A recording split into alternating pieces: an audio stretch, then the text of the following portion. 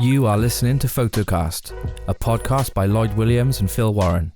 We'll be talking all things photography, the wedding industry, and life as working professionals. Follow us on Instagram @Photocast and join us on Facebook by searching Photocast. Enjoy the episode. Welcome. Episode 37. Good afternoon, Lloyd. Hello, Phil. How are you? Good. Yeah. We've had a stressful couple of days, haven't we? Yes, we have. So we have this episode of the podcast and the YouTube channel is. I was really excited for it. We got a special guest on, Mr. James Piper, magician. Some of you may know him from Britain's Got Talent. Yeah, we had a bit of an issue, didn't we, Phil, with our recording? Not like us. It's not like us at all. Yeah. There's always a little something goes wrong with the podcast, and not that you'd really notice it, because we try and hide the errors as best as possible. We polish that turd as well as we can. Yes, that's what we do. So, we only started doing the video thing like a few weeks ago, as I'm sure you'll know if you're a listener or a watcher. And that came about. It was literally like, let's start recording, shall we? And it was like, yeah, okay, let's. So we hit record, and it looks good, great. So the story is, yesterday we went on Zoom with James, and we did a 45-minute, because that was our limit on Zoom, which we didn't realize until it actually had hit the 45 minutes. Anyway, second half of the interview, there was a problem with the Zoom. Like, basically, when you end your meeting, you're recording the whole thing, and when you hit the end meeting button, it then kind of encodes, downloads, transcribes the video for you, and that kind of went wrong, didn't it? So we only really had one half of the interview with James. So he was very cool about it, and he was like, yeah fine, let's just do the second part again the following day, which is today. So we're piecing together two different parts of the interview from two different days. So hopefully it all works out. If that doesn't make sense now, it'll make sense when you listen to the rest of it. That's probably the apologies if we do cover any ground in the second part that we did in the first. It was just because there's 24 hours between the two recordings. And we hold our hands up. We tried to mask it. We thought we'd be able to get away with it. We've all worn the same clothes. Yeah. So we try our best. We try our best. Yeah. That's the main thing. But the moral of the story is, don't rely on free software to actually save a video recording for you. Yes. You think you're recording it, great, and then it can all go wrong. So we don't know why it failed, but these things happen. And when you're doing a podcast from 3 separate locations and you're relying on the internet, things go wrong. But we're not at Joe Rogan's level just yet. So I'm sure our listeners and our watchers will be able to bear with us. It'll get there. It will get there. I mean, it's like you said, it's all new to us. We are trying to improve as we go along, and we've done that from day one. It's no different to when we started the podcast. We've gone through a number of different changes in terms of the recording setups and so on. So I don't think it'll make any difference when we kind of polish it and just gently caress the footage and smooth it out and polish the turd, as we say. But otherwise, I really enjoyed it. It was a good interview. I've known James for a long time, and we talk about how we know each other and the things that he's done over the years and so on, because I kind of had a bit of an advantage of being friends with him, and seeing what he's done through his career a little bit. And I've reminded him of a few things as well. And obviously, nice. And it was, enjoyed it. I enjoyed it. Got his boy on as well, didn't we? And we had a good chat. Hopefully you all enjoy. And should we get into it? We will. Just before we do, there was an error that I made before we even started recording yesterday. I turned up at my studio without my webcam. So I've got one of my cameras, which is constantly now in this position for the podcast, and it's been there for a month. It hasn't moved. Last week I took it home, because I needed to do some video at Alice's place. So when I was in a rush to get here yesterday to interview James, I got here and I looked at an empty tripod and I was like, oh, the camera's in the house. This little camera is always with me everywhere I go. So I thought I'll just use that one instead. That one is not compatible with the Fuji webcam software. So when we do cut to the interview, my camera is going to look a little bit different because I'm relying on my laptop's built-in FaceTime camera, whatever it's called. But yeah. Hey, it is what it is. It is what it is. I mean, I turned up today, and I said this earlier on, where we were going to try and mask the fact that it was 24 hours apart. So I turned up, and if you're watching this on YouTube, I'm wearing a hat. Is what it is. And then I turned up today without my hat, so I had to make a frantic call to my wife. I was like, "Oh, can you drop a hat in for me?" Yeah. So she turned up. I've not answered the door. I need to make it look like we filmed these two interviews in one go. Yeah. So Stubble's got a little bit longer, and we fooling. So we just straight up admitted it and just moved on and got on with it, and had a good second part. So yeah. Let's get into it. Let's not delay. Let's get straight into it. We're really selling this, Lloyd. I know. We're really selling this. It is a good interview. Hopefully, I think. Yeah. I don't know James as well as you, but it was a pleasure to get to know him and speak to him. So yeah, let's get to his interview, and we will catch you next week. Welcome, James Piper. How you doing, mate? All right? I'm great. Thanks for having me, guys. Good. Excited to be here. Hey, James. Yeah, it's I can't even remember the last time we had a guest. It was a long time ago. So you no pressure, right, James? No pressure now. Thanks for coming on. Appreciate it. Obviously, we've got a prior relationship before the podcast. Obviously, not obviously, no one knows, but I've known James for better part of 25 years, I would say, isn't it? Gotta be. Yeah. Oh, really? Yeah. So I didn't realize it was that long. Yeah. So we both used to play basketball. And I think I come over to play basketball with you a lot in Treorchy when I was about 12 or 13. It was around about that sort of age, isn't it? Yeah. Showing our age here, isn't it? It was like 27 years ago. It's crazy. Yeah. Crazy. Yeah. So I remember you turning up as well, because are we the same age, aren't we?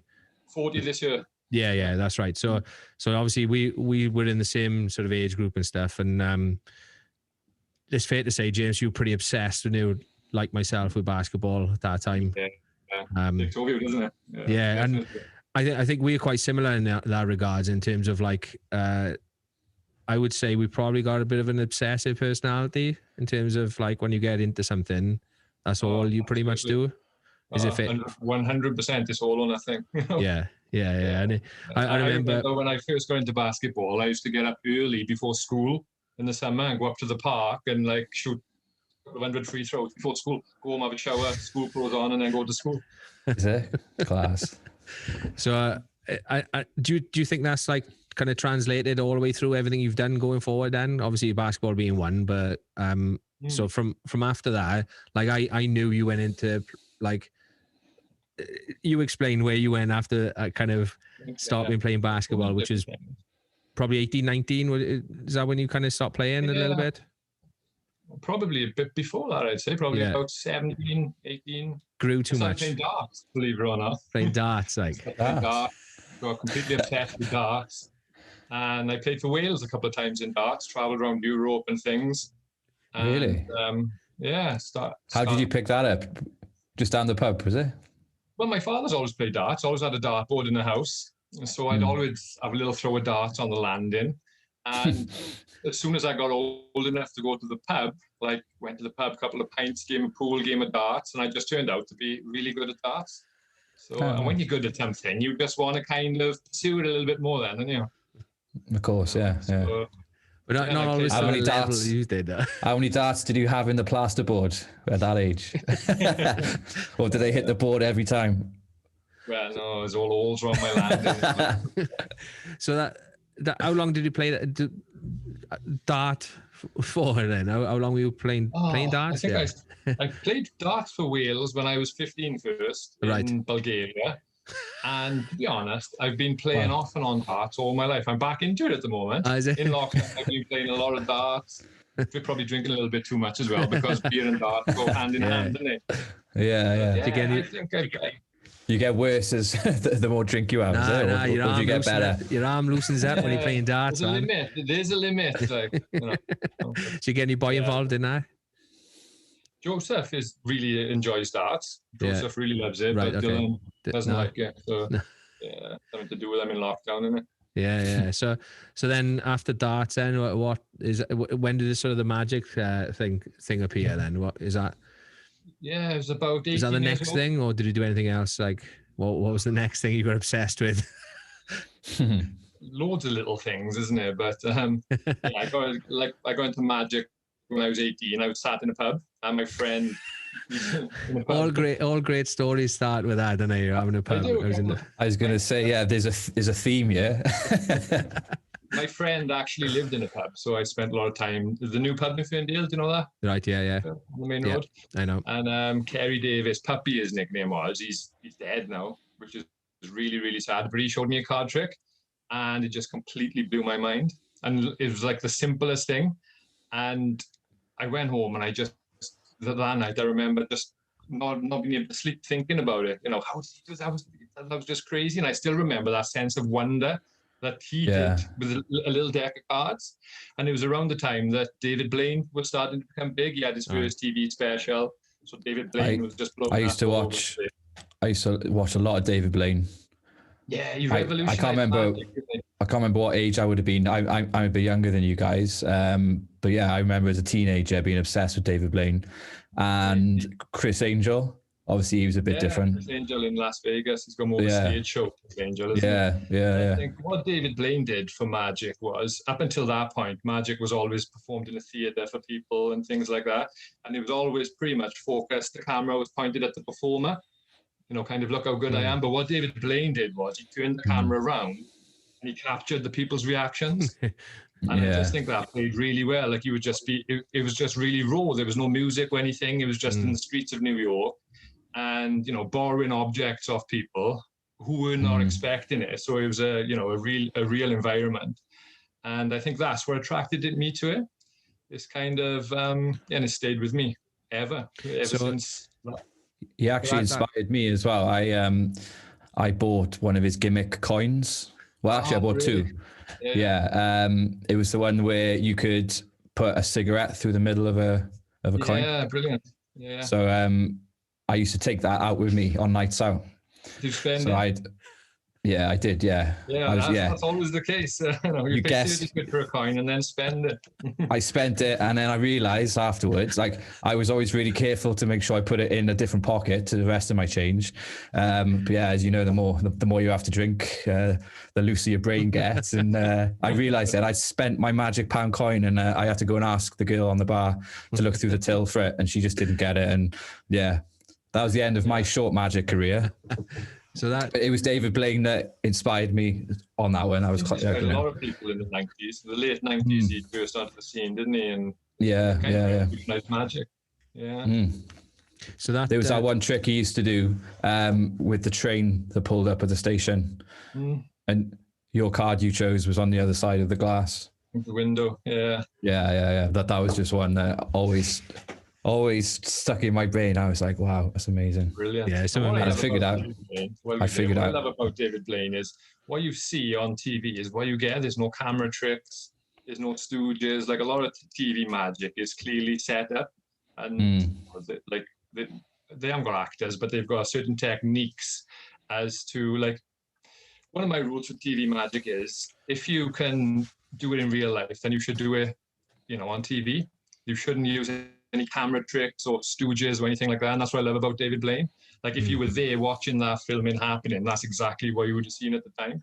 Yeah. And unfortunately, some magicians have taken a kind of a different approach. And but I love David Blaine. Do you see any space for that though? Or because sometimes in the photography world, some people don't like people, the photographers that use like Photoshop to, there's kind of like parallels there where, so how do you feel about, like, are they essentially in your eyes almost cheating the learning experience and kind of the I think act? I think it's unnecessary, to be honest, because you can do amazing things in real life. And so to add something to it, and it's setting up false expectations, I find, as well. Yeah. If somebody can get away with doing something using a camera trick on TV and people are seeing it, and then you go to do a show somewhere, then obviously you were living up to those false expectations. That's a good point. Yeah. That's a good point. So that the first trick you mentioned just now that you saw in the pub, can you do that trick now? Not like specifically now. Do you remember what it was? And is that yeah. So you actually did learn it, and you told it's in the bag now. Yeah. It's so simple, It's a simple trick, but that's cool. That's cool. Because one of the things like James was at my wedding, see, because cool. When I got married, like we like I've seen, like yourself, we've seen loads of magicians, and we often talk about James. You a good friend, Phil J. We see Phil quite often, and I know you've spoken to him and kind of you've said he's a bit of a mentor kind of early days and stuff. Phil is kind of, he's been doing it longer than anybody. He's one of the people who revolutionized close-up magic within the corporate world, right? Back in the 90s, because that haven't always been a thing. You would never have a magician at a wedding or the corporate event. And Phil is one of the original people who broke into that corporate scene. Performing close-up magic. So we love him. We've seen him so many times. Yeah, we got a lot of time for Phil. Yeah, nice guy. Yeah, he's got some awesome stories, isn't he? Of like you mentioned corporate, how he was flown out to kind of do magic for the Saudi royal family and all this. And on like Richard Branson's private jet, and he's done magic for loads of celebrities. See, and then on the flip side, James is doing stuff at my wedding, and then on a Friday lunchtime in a burger place, in Ponty. You used to when I used to work in Abercynon, you were doing magic in Grills restaurant in Ponty. So we in a fresh coffee. Hey, no problem. We probably all got it here. You've forgotten about that, have you? Yeah, I forgot. I actually forgot about that, Phil. You came there, didn't you? Because it was it a Thursday or a Friday? I can't remember. It was a lunchtime as well, wasn't it? Or something. It was a couple of times a week. It was like random. We used to go there for like Friday lunchtime type food with work, and James would be there, kind of like going around the tables, and I just walked in there and you were in there doing magic. I'm like, what the hell's going on? Just random place. It was properly random as well, and it's not open anymore. Sort of around the back of an old pub and stuff. Didn't they? Good burgers, crazy burgers. So. Yeah. But like, you go and have a burger and a few magic tricks. Yeah. On a Friday afternoon. Yeah, nice. That's cool. And I always stuck in my mind the trick you used to do, like. You always make a joke about the Valley's version of the metal rings. You do it with elastic bands. Oh, right. Yeah. that and kind of the stretching of like a USB stick and stuff like that. And right. I haven't done any of that for years. I remember it all because I think that's, for me, that's the impact that like close-up magicians have. We remember these things, and like for you, it's something you've just done and then moved on from and stuff. But like that was 6-7 years ago, probably. Right, you were doing that. More than that, I would say. Probably. Yeah. So like 10 years ago, maybe. That sticks in my mind. That just something so simple like that. And like you said, it's the same for you, where you saw that guy first of all showing you a simple trick, and that was it. But it blew my mind. And every time like I see a magician turn up at a wedding, you're probably the same, Lloyd, where it's like you're grinning because you're going to get some reaction. Yeah, I absolutely love it. Yeah, I just follow the magician around and I just look at everyone else. Exactly the same as kind of. You get some really good shots. And it's gold. It is gold. It's almost quite similar to the David Blaine kind of style you just mentioned. it's all about the reaction, you know, and And do you Yeah, find it's- this the it's bride great. and grooms like those type of pictures of the reactions of their wedding? yeah, they love it. Yeah, because it's Yeah. like you're capturing the moment and it's all natural. And Yeah. and the thing is, it's quite funny because there's certain groups of people, you know, you just know that they're quite skeptical, and their reaction, they're just like, ah. Or either that, or they don't really understand what they just witnessed, you know. But then you got the other group of people, you know, as I'm sure you know yourself, and they just absolutely lose their mind, and they just, you know, it's like they'd be possessed for a few seconds, you know, like, you know, the facial expressions and stuff. It's class. Yeah, it's good. How did you kind of? environment? Where did you go from there, James? As like an 18-year-old, you know, you just witnessed this magic trick in the pub. What happened next? Did you just kind of, you got mesmerized by it, did you? And just kind of, Yeah, well, at the time I was Bad working learning. in a little electronics factory in Ferndale. And so I was working there through the week. And, you know, this was probably about 6-7 months into me learning magic. And I had my first gig, which was quite a big gig, believe it or not, in the NEC in Birmingham. And nice. yeah, there was 12 magicians, and I went there, and I got paid £350 for an hour and a half. And I thought, I've got to work a week and a half for this, you know, in the factory. And I thought, I didn't realize people could make money and a living out of magic. And so I started to do a little bit more research. I contacted Phil J. You remember this? I went down to Swansea, went into Phil's house. He gave me a load of advice about to get into things. And basically, I started working in restaurants, started doing weddings, picking up corporate events, and you know, started to make a little scraping by at the beginning, obviously, but started to make enough money to give up the job and become a professional magician. And that's always the goal, I think, isn't it? If you can be your own boss and make a living out of doing what you love, whatever that may be, I think that's the goal. Yeah. Awesome. And how long ago was that then? You said you started when you were 18. Have you been doing magic ever since? Yeah. Yeah. I think that's awesome. crazy how like he's so blasé about it. I like you know, he started playing darts. I played first one was playing for Wales out in whatever it was, and you're like, first gig, it's in the NEC. Most people, it's like first gig would be, you know, someone's birthday party or a kid's, you know what I mean? Yeah, but that was quite lucky then. Was I got friends with this magician, and they wanted a team of magicians to go and do magic, and they just invited me along. Amazing. I remember being petrified. I remember being so nervous. Like driving up in the car, I had butterflies in my stomach because, like, quite a daunting thing when you first get into it. When you think of this, I was a young boy from the valleys. It's a big business event, so you've got to walk up to these corporate executives. You've got to interrupt their conversation and ask them, do they want to see magic? Yeah. You know, it can be a scary thing when you first start doing it. But obviously, I can imagine, yeah. Same thing, isn't it? The more you do, the easier it becomes. How do you approach definitely. that though? How do you like break into a crowd type of thing? Like I judge people like it depends, doesn't it? You know, if you've got a rowdy bunch at the rugby club, you're going to approach them a lot differently than if you were approaching some solicitors standing around talking, you know, at the cocktail party. Yeah, so they you bust in to be interrupted probably. yeah, exactly. Yeah. So it's not a one size fits all, really. Yeah. And that's what's so great about close-up magic. It's versatile. Yeah, you can perform it anywhere, can't you? Yeah. Like I love it. I mean, obviously, because I asked you to be at my wedding. I just, you know, I really love that because I got to see all the old basketball boys there as well. Yeah, that's a good point. People I haven't seen for years. Yeah. Yeah. That was at the Vale, I think, wasn't it? Yeah, it was. Yeah, in 2014. So, right. Look at that. Yeah, I remember 7 years ago. Remember my wedding anniversary straight away. So they could stand inside my wedding ring.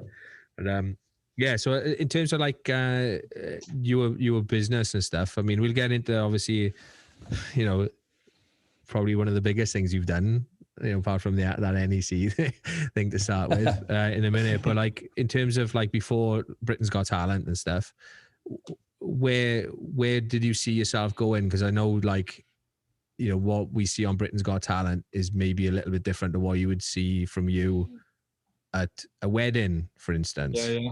So is that something you had a conscious effort to go towards, or is that just as it evolved and changed You know, what Well, when was? Britain's Got Talent came out, I think it was 14 years ago. I printed the letter out, like on the first season. This was 14 years ago. Filled it in, sent it off in the post, and just being all really excited and never heard a thing from it, Right. and just didn't think about it ever again, really. And then, you know, and the thing is, with becoming a professional magician, you're doing weddings every weekend, and it sounds a little bit crazy, but it can become a little bit tedious. You know, you never get bored of seeing people's reactions and bringing joy into people's life and making them happy and things like that, because it sounds cheesy, but that's what magic can do, even if it is just for a brief moment. But you just become kind of stagnant doing close-up magic. And I've always wanted to perform magic on stage and do, you know, I think point your arrows high, and I want to do stadiums, arenas, blinking, theaters. Why not, isn't it? Why not? And so it was back in 2018, I auditioned for Britain's Got Talent again. I've become really friendly with a guy who's called Russ Stevens, and he's the main magic consultant for Britain's Got Talent. He's just a super talented guy, you know, with regards to magic. He's been a professional magician all his life, been on TV and things, and nobody knows more about magic than Russ. And he's become a great friend over the years. And so back in 2018, he asked me, have I got anything that I'd like to go on with? And so basically I went up to Manchester in 2018, and I had a standing ovation, 4 yeses. You know, the judges were freaking out. He couldn't have gone any better. But Nice.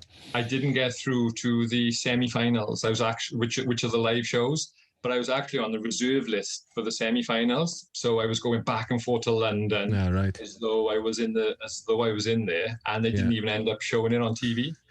Which, looking back in hindsight, was probably for the best, because if they had shown it, then I never would have done this amazing thing with Dylan last year. Right. So, Okay. I suppose it all worked out. So that first one then, that was just yourself? Yeah, that was just me. Right. Yeah. Right. What does being on a reserve list like entail? Is that in case somebody drops out, or anything? Like, how would you have been? Like anything legal terms with television, there might be some kind of legal thing that comes up. Somebody might be ill or something. Right. And yeah, but there was a lot of magicians on it that year as well. I don't know if you remember, but my friend Mark Spellman had the golden buzzer that year. Anton Deck gave him the golden buzzer.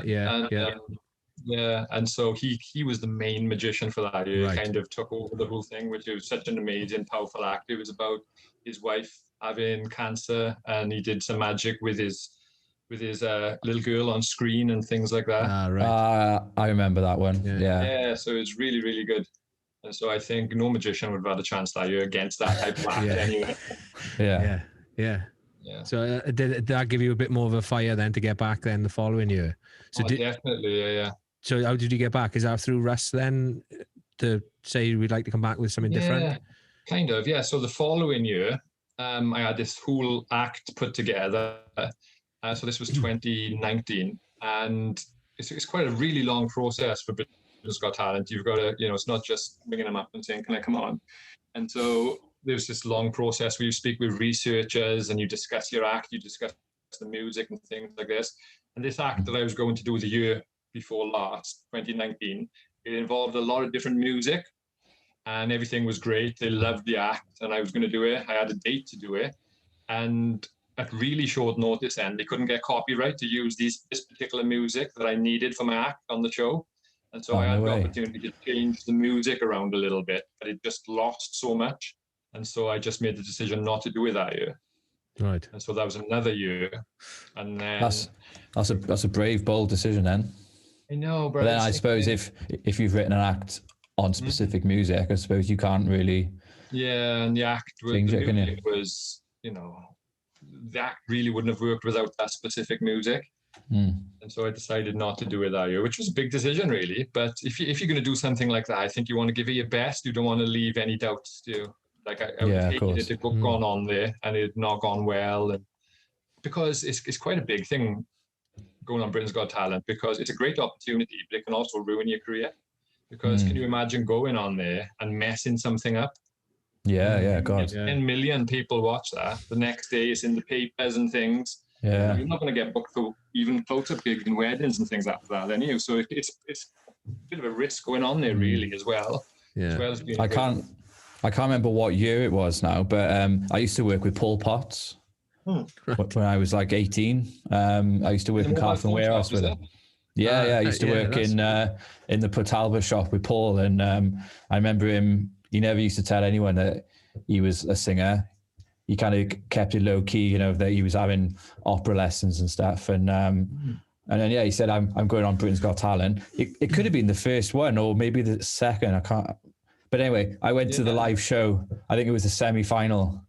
Like a few of us from work, we drove up to kind of support him, and obviously that launched his career. He didn't have a career beforehand. Well, he did, but it was selling mobile phones. But but one thing that will always stick in my mind is when we got there, they'd already kind of made signs for us to hold up. And you know, when you used to watch it on TV and you see the crowd holding up signs and stuff, I always used to think that everyone had kind of pre-made those and took them along with them. But no, they're given to you by the production company. Yeah. But that was a good night. Yeah. It was great. Yeah, really good. We went to like the after show party and met Simon and Amanda and all that. Great. But one thing, obviously he's not on it anymore, is he, Simon? He used to smoke in between the breaks. Right. So, because it was a live show, every time they cut to an advert, literally his assistant would bring on his pack of fags and a lighter, and he'd be smoking. And you know, obviously, you're not allowed to smoke indoors, but if you're Simon Cowell, you do. And then it'd literally be like a countdown timer. Quick, you have to put your fag out because it's going back live now. You know, great. Amazing. So where did you get the idea for your routine then for Britain's Got Talent? Because obviously adding in Dylan was a little bit of a big change from the previous year, I guess. Yeah. So the year that I decided not to go on there, it was around that time that Dylan started showing an interest in magic. Okay. And that summer, he's a little entrepreneur. Dylan is. He's literally making more money than me at the moment because of lockdown. Literally. Really? Oh yeah. How old is he? 15. 15. Love 14. it. He's be 15 this year. Love it. Yeah. He's crazy. But that year he did, I think it was 17 school proms, and he was charging, what was it, £100, I think, for a show. Class. So he made like almost £2 last summer. Amazing. Brilliant. It's in the newspaper around, doesn't it? Yeah. Yeah. Yeah, and he was he showed interest in magic, and like Britain's Got Talent have had so many magicians on there, and I think if anybody's thinking about going on any of these talent shows, one thing that you need to think about is how can I make myself stand out? How can I be different? Yeah. Because you can pretty much, there's only so much magic you can do, isn't it? And so I just thought that'd be amazing if me and Dylan could go on there together, type of thing, and perform as a father and son duo, because that's what that show is all about, really. It's a family show. It's a talent show, but it's a talent show, but it's a TV show first. And I thought that if we could go on there and perform together, that would tick all the boxes. But we just started thinking about an act then, and I know that Simon is a really passionate father, and so I thought if we could tie him and his son into the act somehow and make it about them, that would have a good emotional hook. Could get Simon having a little tear on telly, that'd be great, wouldn't it? Yeah. And so we just come up with that act, which involved Simon and Eric. And it was really cool because Eric was there on the day of the audition, which just really, we didn't know that was going to happen. Yeah. And so we just turned up, and the producers said, Eric is here today. So amazing. So how long were you in that kind of realm from start to finish? And how long were you staying kind of somewhere, or did it back and forth home, or just for the audition? You I guess audition right the way through to the shows and things like that. How long is that process? Yeah, well, we it was just the audition that we did in front of the judges, but it was a long process, like over the phone, discussing the act, selecting music and different things like that. So it was pretty much from about August that year that we started working on the act and changing it. I changed things, right? I actually changed something in the morning of the audition. Right. Oh, really? Week on things, yeah. Yeah. So yeah, it's a long process trying to think, because there's so much magic out there. So trying to come up with something original. There's a lot of magicians that kind of Yeah. I bet that must be really, really difficult, because you obviously have to decide beforehand and you have to rehearse it and everything, and you've got to get the thumbs up from from those 4 judges, I suppose, don't you? Yeah, definitely. How many times did you how many different people did you show it to, like, before you got to that stage, or Just our family, that's all. just yeah? Yeah, we used to go down. My wife's a teacher, so we used to go to her hall and we would practice down there. So we would set the table up and we would put 4 days there. And because I'd done it in 2018, I had a little bit of an advantage because I knew what to expect. So I knew the sizing, the blocking of it. So, we would practice the whole thing as though we were doing it. I'd walk out. Yeah. Amazing. Cool. Is that, because you asked me for some help, didn't you? Yeah, yeah. Was that for? I forgot about that as well. It's like so many things. Because you wanted all the image broken up, or the what was it? I can't remember now. But well, the idea was, so in our audition, we had a canvas on stage, and Joseph walked out and he pulled the sheet off, and he said, "The 5 of Hearts," which is the card Simon picked. And then when we turned it upside down, it said Simon and Eric. That's right. Yeah, that's right. And so the initial idea was to have that image broken up into little pieces, say maybe 12 squares, and Dylan's friends would be out in the audience. This was Russ's amazing idea that I wish we could have done. Yeah. But the logistics of having, the child safety of all of those kids going up and things like that, it just didn't work out. So we just decided to have Joseph, who is Dylan's twin brother, walk off from the side and pull it off. It all worked out well. Yeah. So we're the only act in BGT history to have 5 yeses and 2 standing ovations. So that's there you go. Oh, really? Oh, that's awesome. Look at that. And that's a nice accolade to have. It's had a few views as well, hasn't it, on YouTube now? Well, it's like throughout all social media platforms, we come up to 70 million views now, which just blows my mind. That's amazing. That's bonkers, hasn't it? And has that given you any? Has it helped you anyway? I mean, what's the kind of the pros and cons of that publicity, I guess, from your point of view? Well, the biggest thing that we've had is that we've been booked to do this amazing tour called Illusion Impossible. Okay. Which was supposed to be starting in March. It's 5 magicians, including me and Dylan.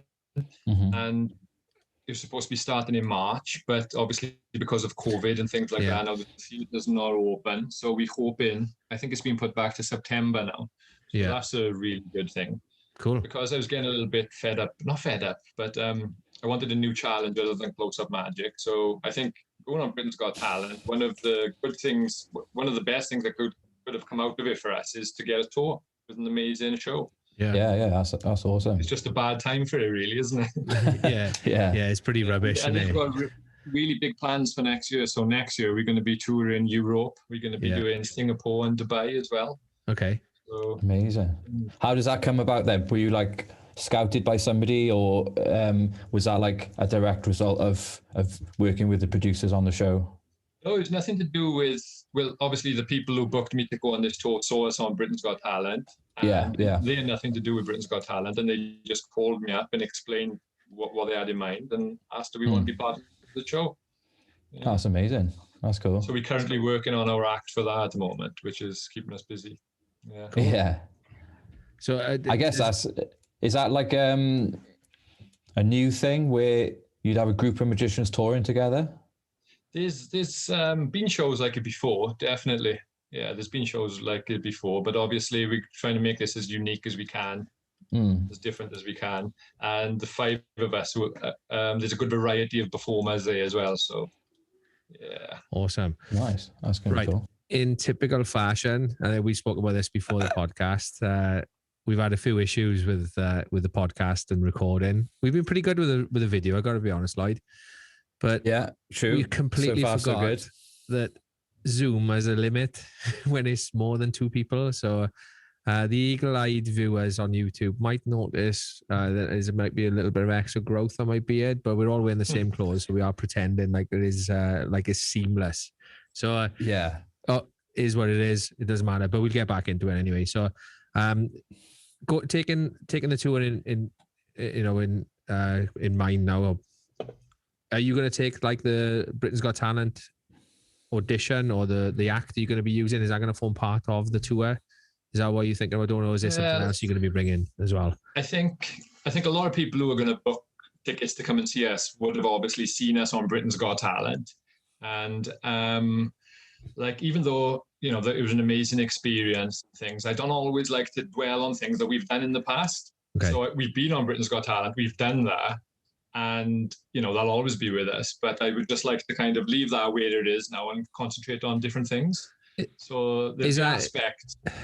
Do you think that's like almost the issue you have is when you go and see an old band and you want them to play their favourites? You know, is it going to be like that though? People might expect you to do the classics.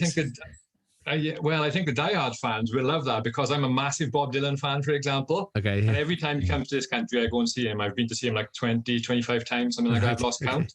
But when you go to see Bob Dylan, you don't know what to expect. It's like going to see a boxing match, really. And you get some of these hardcore fans who loved him from the 60s and the 70s, and they come there and they get something completely different. Okay. And they either love it, or like you're saying, you know, they don't like it. But I think, you know, obviously with me and Dylan, it'll be magic, it'll be mind reading. Dylan's obviously going to be a little bit older than what he was when he was on Britain's Got Talent. Yeah.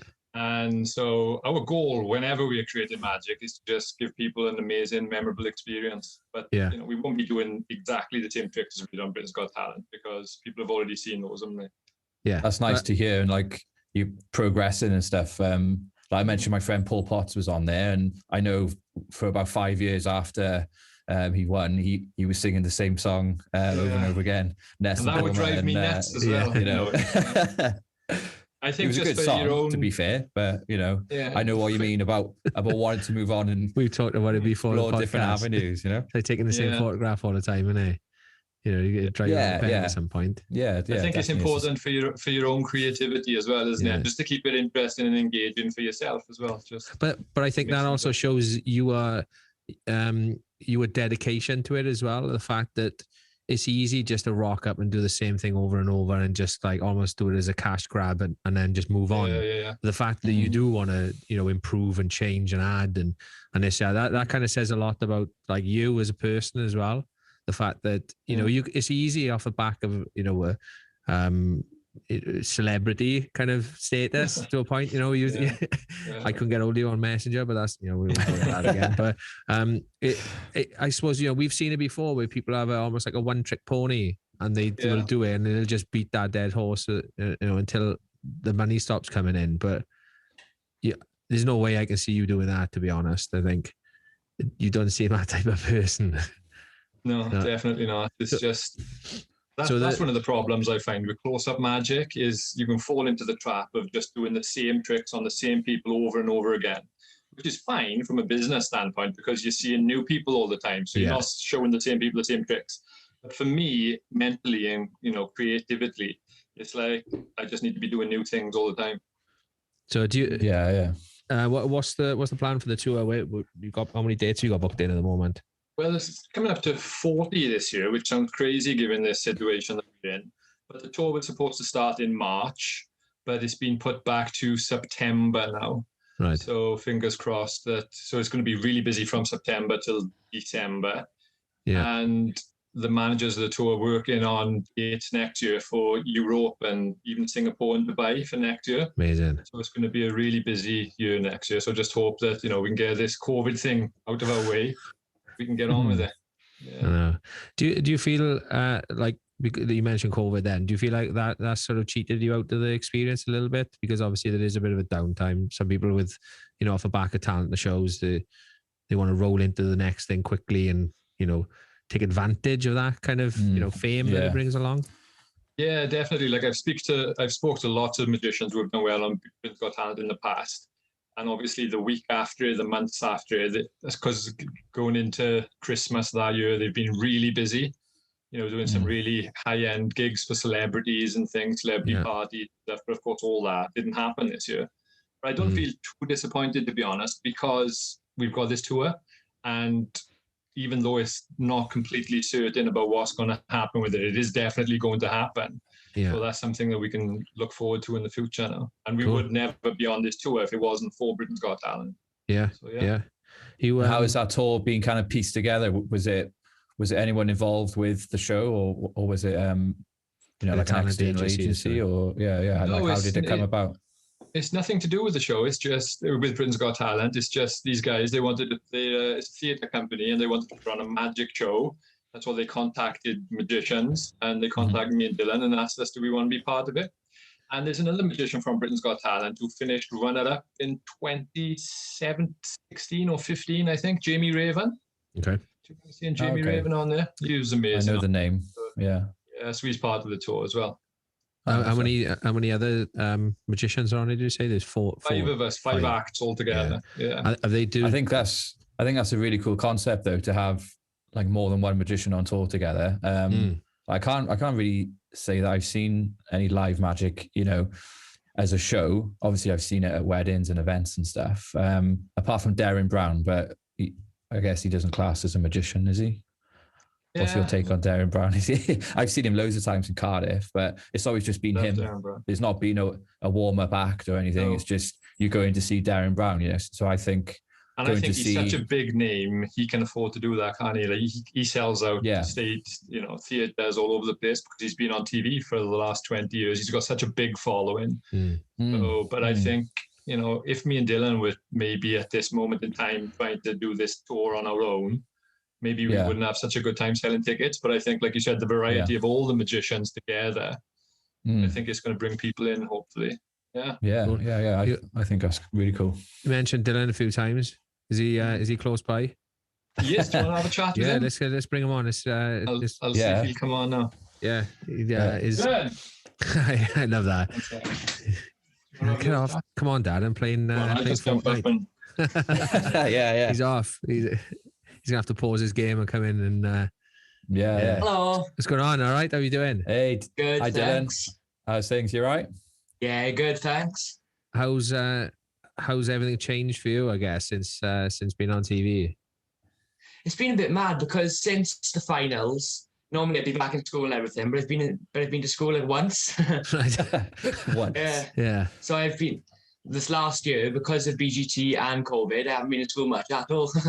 Yeah. So everything is done like this, basically. Yeah, exactly. Right. So how did you enjoy your time on it though? I mean, it must have been an amazing experience for you. Oh, it was absolutely amazing, a dream come true. And to be able to do it with my father was just unbelievable. Yeah, one of the things cool. I noticed was how confident you were and how, you didn't seem fazed by the whole thing. You just kind of, I know Dad told us yesterday that obviously, you practice, you rehearse and you make sure everything's right. But, well done for being so, so confident on stage. I thought that was amazing. Thank you. Because in the audition, it's like the first time there's like 4,000 people in the audience. It is a bit nerve-wracking. But whereas with the semis and the finals, it's just 4 people. Yeah. Yeah, because of the Zoom audience. Friends.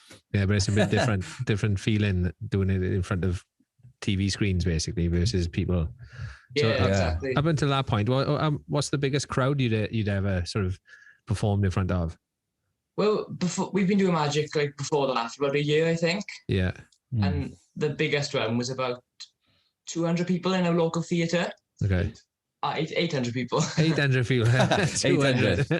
Hey, you were maths not very good. You could tell you're not in school. So it was, I mean, what was it? 3,500 at the audition? Was there something along those lines? Yeah, about that. If you would, you would probably say it's 300 people. So it's a bit of a jump then, I guess. So doesn't seem phased at all. Dad said you've been a little bit of an entrepreneur. Yeah. I understand you've been doing magic at all the school proms, is it? Yeah, and I was doing like summer fairs and things like that before last summer. That was I made about £500, I think. That's all. Awesome. That's amazing. So what have you been up to since then? Obviously, with everything being on stop, you can't really, like we talked to your dad about it. You can't really capitalize on everything that's gone on a little bit. So, I mean, do you feel a little bit frustrated with that, or are you like just itching to get back out there? Yeah, because normally, like, if it weren't for all this, after BGT, we'd be really busy doing gigs and things, but because of COVID, we can't. So now we're just practicing to things like that. Cool. Yeah, Cool. the tour sounds really exciting. I'd Yeah, be buzzing for that. Yeah. Yeah. Anywhere in particular you're looking forward to going to? I'm not sure, really. Just to go different places and perform. Yeah, that's cool. Cool. So what have you been doing? I saw you. You got a little 3D printer turn up this week, so you've been making stuff to sell then, because you seem to want to. Yeah, I've been doing being a little bit of entrepreneur. Yeah, I've been 3D printed things, little photos and things like that. I love it. Phil. If he's printing photos, you'd have to add it as a product and a service. I have to subcontract you at some point. Right? We'll talk after this, right? Yeah. So grab your dad back in for me if you can, if he's close by. Thank you. Stick around a second, Dylan. We see how we. Oh, there we go. He's done. Does he want to get back to Fortnite or something? Did he? Yeah, you can go if you want. I'll call you. Thanks, Dylan. Appreciate it. Thank you. He's writing a business plan, probably. He's actually coding something. He's making some virtual intelligence. I don't know what he's on about. Love it. It's all over my head what he does. It's cool. I love the opportunities kids can get nowadays if they pull a finger out their ass and do something. Literally got the world at their fingertips. Yeah, literally. It's it is such an amazing time to be sort of growing up. I think if you want to do something, a lot of kids, they just think everything comes to them from doing nothing. You speak to a lot of kids and all they want to do is be a YouTube star, but then they not put a single video on YouTube. So it's like, exactly. Gotta do something. So it's good to hear that he's chomping. Reading like Gary Vaynerchuk books and things like that, and he's reading entrepreneurial books. And so. I love it. Like 15. That's awesome. So the tour, I guess we'll talk about it at the end as well. So if tickets available for it at the moment, or is it still like? I think that there's a few dates on sale at the moment. You can check it all out just by going on the website. There's illusionimpossible.co.uk or .com. You can find it on there, and all the information that you need will be on there. Yeah, cool. I guess. Is there Welsh dates? One date. Yeah, we got one date so far in Wales, which is only in North Wales, unfortunately, at the moment. I know that they're in talks with the Millennium Centre down the Bay as well. And what's the other one? The New Theatre in Cardiff. Yeah. So it'll either be one of those two. I'll put a good word into the people of the parking there. Get you over here. That'd be pretty cool. I love the parking there. Yeah, yeah, it's classic. Lloyd, you ever been in there? No, I haven't. No. Yeah, no. Where is this? Is it in Torquay? Yeah, right. Kind of like I can see it out of the window, pretty much. It dominates, the kind of the skyline of Torquay. Yeah. But it is an incredible building. You go inside this proper old theatre. You got obviously done. I think it's like three seating, 3 floors, 3 levels. It's just they've got all the old red seats and things, haven't they? Proper old school. A little ticket booth going in. It's amazing. It's had some some decent acts coming in there as well recently. So they've kind of upped the game a little bit. So that would be perfect for you, I think. That, and obviously definitely Coliseum and things like that. With a few other places that are still kind of a decent amount of people. So hopefully there's a South Wales date in the pipeline, because I'd love to come along and watch. Yeah, we'd be there. Backstage tickets, Lloyd, definitely. Oh, look at that. That's what we wanted a year. We weren't fishing for anything, and James, don't worry. No, not at all. Just ignore my messages, you will. But I think let it go. I can't let it go. Look, with every guest that comes on, I ask them a bunch of stupid questions and a couple of decent ones. So we've already done this, because obviously, like I said, we kind of mucked it up a little bit. I'm not going to do the same ones. I will throw a couple of different ones in there. Put me on spot. I don't want you had a bit of a dress rehearsal yesterday, and I don't want you to be as polished as you are on Britain's Got Talent. So I'll throw in 1 or 2, maybe different types of ones. So let's do it. Right. So what's your favorite trick?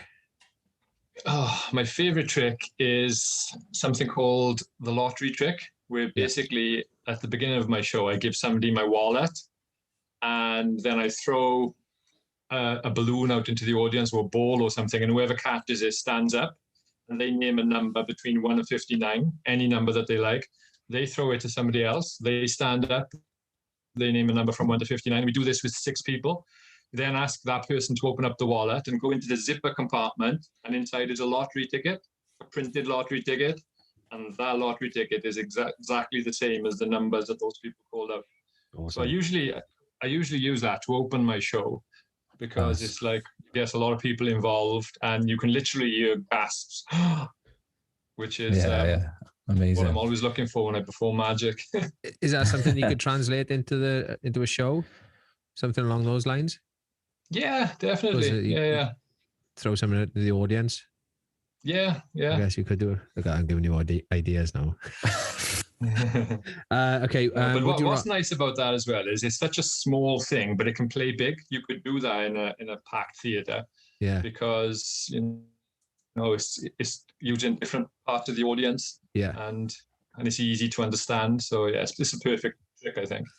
Cool. The classic. Would you rather be an arsed-faced weasel or a weasel-faced arse? I love it. Everybody takes their time to answer this. I know. There's no right or wrong answer. I'd rather be a weasel-faced arse. Yeah. Okay. Yeah, definitely. We're in a pub. What drink you buy in? What, for you or me? For you. What's your tipple? Probably a pint of Peroni. Okay. Posh. Okay. Can't beat a pint of Peroni. What's your apart from BGT? What's your favorite gig you ever performed at? Favorite gig I've ever performed at? I don't know. There's been so many. Probably your wedding, Phil. I love that. Great answer. Great answer. That was a great wedding. Yeah, and what's the best? Ham or beetroot? Ham. Okay. Ham every time. And we're going to get into this. Sure. I mean, this is a nice little segue in. You performed or you competed at the Ironman in Tembe. What was the worst discipline on the Ironman for you? Cycling. Undoubtedly cycling. How many miles is it? 112, is it? 112? Yeah. 112. It's good memory, that, isn't it? 112 miles. Yeah. Yeah. It's brutal. How long ago did you do that? What year did you do the Ironman? 7 hours job. 2017, I think it was. I attempted it. Yeah. Attempted. What happened? What do you mean? Do you want to tell the audience what happened to you? Oh, blinking heck. Well, a bit of a nightmare Ironman is for me, and it's got a lot of unfinished business with it at the moment because. Was it your first attempt? First attempt, yeah. And I'd never cycled before. I was quite lucky with the swimming and the running because running is my thing. I love running. And I swam quite a lot when I was younger. So, but I'd never really, I could ride a bike. Anybody can ride a bike, can't they? But to ride a bike well is something completely different. And I completely underestimated. 112 miles. Yeah, hilly miles as well. Yeah. But it's not flat. Yeah, so when I get into something, I get into it 100%. And I completely, looking back, just monomaniacally unnecessary punishment, really, the way that I was training. So I just did way too much leading up into it, and I injured myself about 6 weeks out, which meant that I couldn't cycle. Funny enough, I could run slowly and swim, but I couldn't cycle. So I didn't cycle for the 6 weeks leading into Ironman. And so on Ironman day, went into the water, the swim went as planned, swam around the hour mark, which I was happy with. Jumped on the bike, and that was the first time I cycled, gone on a bike for 6 weeks. I felt great. Started pedaling, and as soon as we hit the first hill in Tembe, which is about 2-3 miles in, just that pain came back down my leg, and it was just this horrible kind of like electricity going from my glute all the way down to my calf. And so, long story short, I couldn't really cycle. So on the flat, on the hills, I was just rolling down. On the flat, I was kind of just pedaling one-legged, and it got to the point where I had to push my bike up the hills.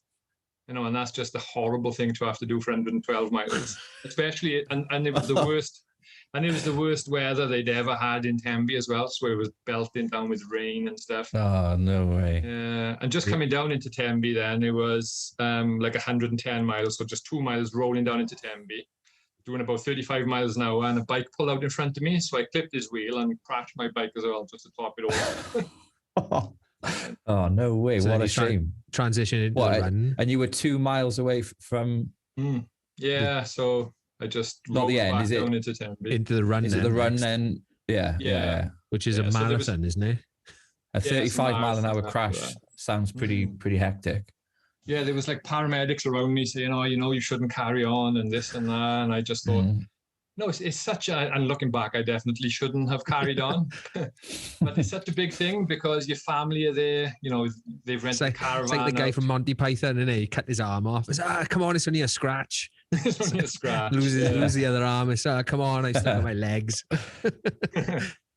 Yeah, so I went out onto the run, and it was more of a hobble than a run, really. My ankle and my hip, the other side, not the side that I hurt cycling, but from the crash, I fell on my right side.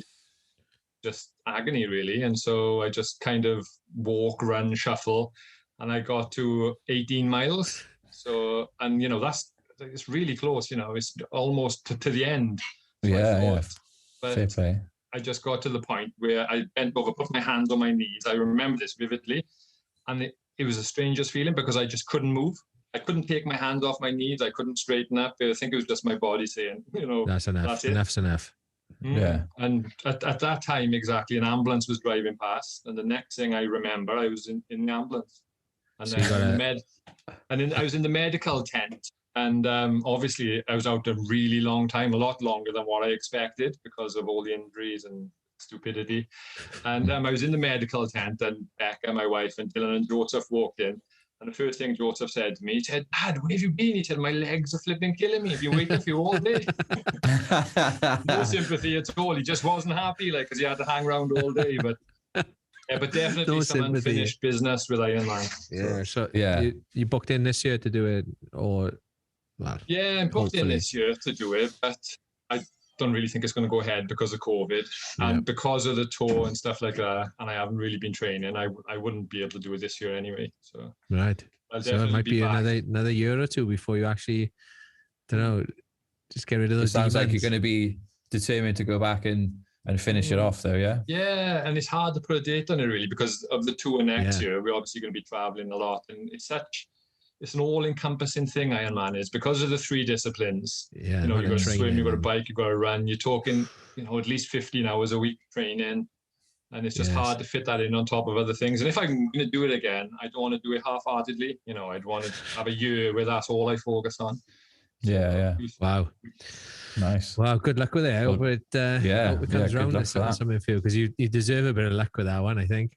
We'll see. Yeah. All right. So let's wrap it up then. If anyone wants to find out, I know we mentioned it before, but if they do want to find out more information about the tour, where can they go? So they can go onto the Facebook page. If you go on Facebook and just type in Illusion Impossible Tour, the page will come up. So you can go on there, and you can also go on the website as well to keep track of all the dates and things like that. Cool. We'll put. How about you and Dylan? Links have you got below? Have you got links to yourself as well? Yeah, so Instagram, we Facebook post mostly on Instagram. If you just search James and Dylan on Instagram, we've got a Facebook page, and our website is jamesanddylan.co.uk. Cool. We'll make sure we put all the links to you, relevant links, anyone who's watching this as well, below. So check out all James and Dylan stuff as well. And if you've got a tour date nearby, make sure you book in and get to see him perform. So, and the other magicians as well, which sound like they're going to be pretty good as well. Oh yes, there's 5 really good magicians, and they're all completely different. Cool. I think will really add to the show. Yeah, sounds good. Awesome. I'm excited for it. Yeah, I think that's about it. Thanks for taking time out, and Dylan as well, dragging him off whatever money making scheme he's working on. And we'll have to catch up. He's in his house at the moment, so you're welcome to come here, James, and do a little mini show as well if you want to practice on anything. We'll sort that out, Phil. As soon as we can, we'll do it. Definitely. Cool. Well, maybe we can do another podcast and a catch up here. I know me and Lloyd are obviously going to try and catch up at some point, but the idea is we do actually do this in person with people. So, restrictions, of course. When we're problem when we're allowed to. I mean, we're not so distant future. Episode 37. We've only actually done it in the same place once so far, so it's sucked really. But there you go. We'll definitely keep you in mind. Awesome. Yeah. There we go. Well, thanks for having me, guys. Yeah. Thanks. Thanks for your time, James. Much appreciated. Take it easy, man. Ta-ra. Thank you very much to James and Dylan for joining us on Photocast. Really, really appreciate your time, and it was really good to get a bit more of an insight into like the whole process behind Britain's Got Talent and stuff. So yeah, it's cool. It's cool. I think James might actually be the most famous person I know, or that I've ever known as well. Yeah. I don't know many famous people. Unlike you, Lloyd, with your stories of meeting so and so, and someone who sounded like someone else. It was good to. I don't know. It's just nice to have an honest chat with someone that's been in the public eye and seeing what they're doing and how they got there. And obviously, I've known him for a number of years, so for me, it was I could bring up things which I could dig into the 20 odd years that I've known James, or of course, yeah. I've been stalking him on Facebook or whatever. So that was good. I'll definitely be checking him out on his tour. As soon as he gets like a South Wales day or anything, I'll definitely be going to that. Definitely. Sounds exciting. Even more so if he gets us some backstage passes or something. To get some photographs or something. That'd be pretty cool. Definitely. Yeah, we'll put all the relevant links to everything he's mentioned and to all the tour dates and things like that into the show notes, as well as below on the YouTube channel as well.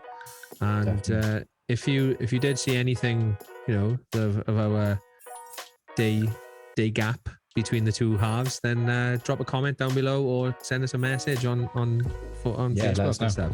Let us know. See if anyone's got this far and they've spotted it or they figured it out. But hopefully they couldn't tell much difference. But we'll see how good our editing skills are. So we've got a lot of files to go through to polish this turd, don't we? Yes, definitely. But on that note, thank you for tuning in, listening and watching and everything else. Hope you enjoyed what James and Dylan had to say, and we will catch you next time. Hopefully it'll be a bit more simplified next time. But there we go. Phil, where can people check you out? Instagram, best place. All my relevant links are through Instagram as well. So my Instagram for my weddings are at Phil Warren Photo, and my studio and commercial work is Loft Studio UK. Awesome.